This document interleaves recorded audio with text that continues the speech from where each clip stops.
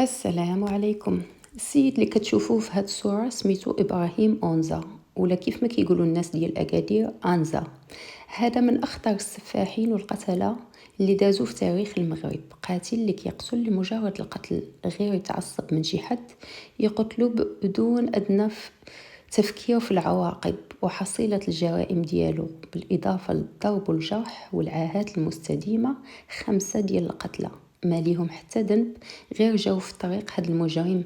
باش نتعرفوا عليه نرجع لبداياته. إبراهيم أونزا اسمه الحقيقي إبراهيم الحسن، وملقب بأونزا.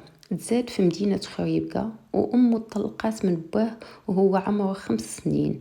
من بعد أمه بقات غير جالسة في الدار مع والديها، وهي اتصل بها واحد السيدة من عائلتها عايشة في أكادير. قالت لها لاش غير جالسة، أجي تخدمي في وزينات ديال الحوت وصرفي على راسك وعلى ولدك. وفعلا مشات ودات معاها ولدها.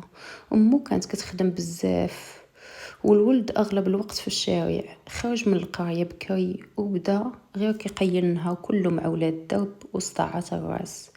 توصل 13 سنة، عرف الجريمة وعرف المخزن ودخل الحبس في هاد السن بسبب المضاربات والعنف اللي فيه. وحتى الجسم ديالو كان قوي بزاف. 13 سنة كان كيبان راجل. الحي اللي كان ساكن فيه سميتو أنزا، هذا علاش كناو عليه أونزا.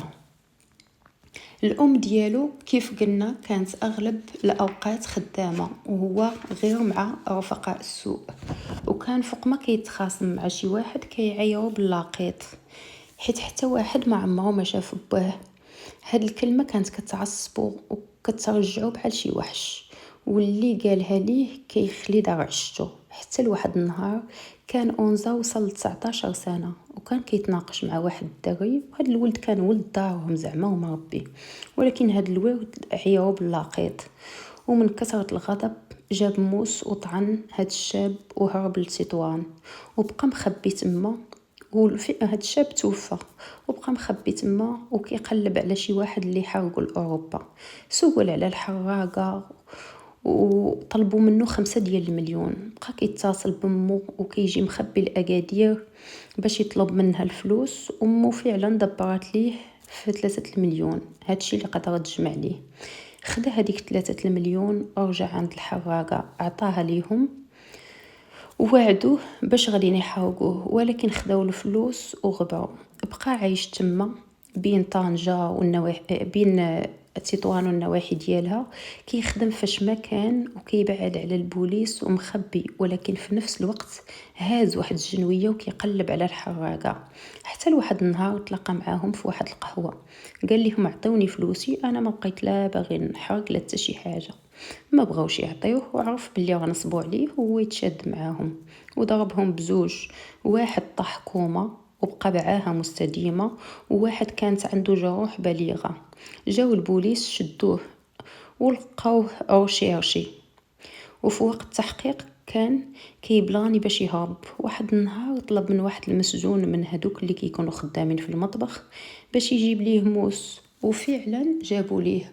والوقت اللي كانوا غاديين به عنده جلسة في المحكمة، وخا كيقلبوا المساجين قبل ما كيجيبوهم من الحبس، هذاك المسجون عطاه السكين من بعد ما قلبوه.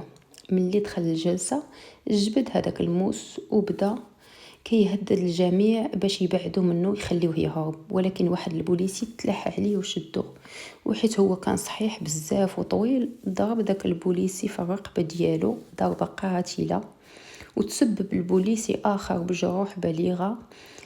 هذيك الساعة المحامون اللي كانوا في القاعة كلهم هجموا عليه، هل اللي كيضربوا بكرسي، هل اللي كيضربوا بالكارطابل ديالو. ودخلوا حتى البوليس اللي كانوا في المحكمة الخارج وكتفوه ورجعوه للحبس، وبداو التحقيق معاه من أول وجديد. وتحكم في تطوان بالإعدام، وجابوه للحبس في قنيطرة، الحبس سنترال بقنيطرة. تسجن وبأمر قضائي خاصو يبقى بالمينوط والحراسة اللاصقة. يخرجوه 4 الفسحة ويدخلوه. ولكن رغم ذلك كان مدبر على راسه في الحبس. مرة يعاود البيع في المواد الغذائية للمساجين، مرة يخربق في الحشيش، حتى ولا مشهور في الحبس. وحراس الأمن زيروا معاه. هادشي اللي خلاه يبدأ يفكر في الهروب، ولا عنده واحد الحقد ضدهم. وكان هذيك الوقت كان عندهم الناموسيات اللي دايرين المساجين دايرينهم ديال الحديد. بقى كل نهار كيحك هذاك المينوط ديال الحديد مع الناموسيه حتى ضعف الحديد ديال المينوط، وقام بمحاوله ديال الهروب اللي فشلات، ولكن تسبب في قتل حارس ديال السجن، وتسبب الحارس الثاني بعاهه مستديمه اللي توفى اثرها بعد 2 ديال المعاناة، وتسبب الحارس الثالث بعاهة مستديمة اللي باقي عايش ليومنا هذا الله يطول بعمره. وتحكم أونزا بالإعدام للمرة الثانية.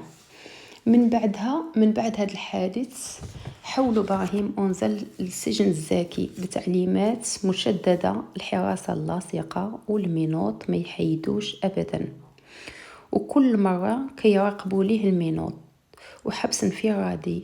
ومن بعدها داوه للسجن مول البرقي اللي كاين في آسفي، ورجع للعادة ديالو القديمة، يبزنس في الحشيش ويعاود البيع في المواد الغذائية، لدرجة كانت امو ملي كتجي عنده زيارة هو اللي كيدور معاها. ونفس السيناريو غادي يتعاود، ولا معروف في الحبس والحراس شددوا معاه، وكالعادة غيحقد وغيبغي ينتقم. وفعلا دبروا على لاما، وكيقولوا ان الام ديالو اللي سلكتها ليه مع القفه اللي كيجيبوا ديال الزياره. هذاك الوقت كانت كتجي القفه، دابا تمنعات. وفعلا بقى كينجر في الحديد، ومن يحاول يهرب غير خرج راسو شافوا واحد الحارس وعلم بيه، ومن تما داوه للحبس تولال 2 اللي كاين في مكناس. بقى في حي الإعدامات، وبدا تاني كيفكر غيهرب،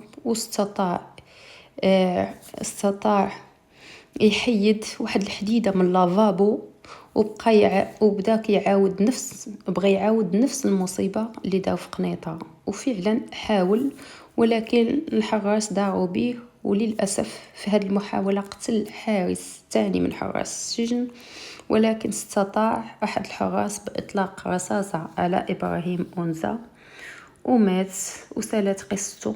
الله يرحمه، وذنوبه ربي اللي غيحاسبوا عليها، والله يرحم جميع الضحايا، والله يعوض اللي تقاس في صحته، الله يعوضه في صحيحته.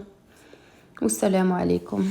وإلى عجبتكم القصة ما تنسونيش باللايك، والسلام عليكم.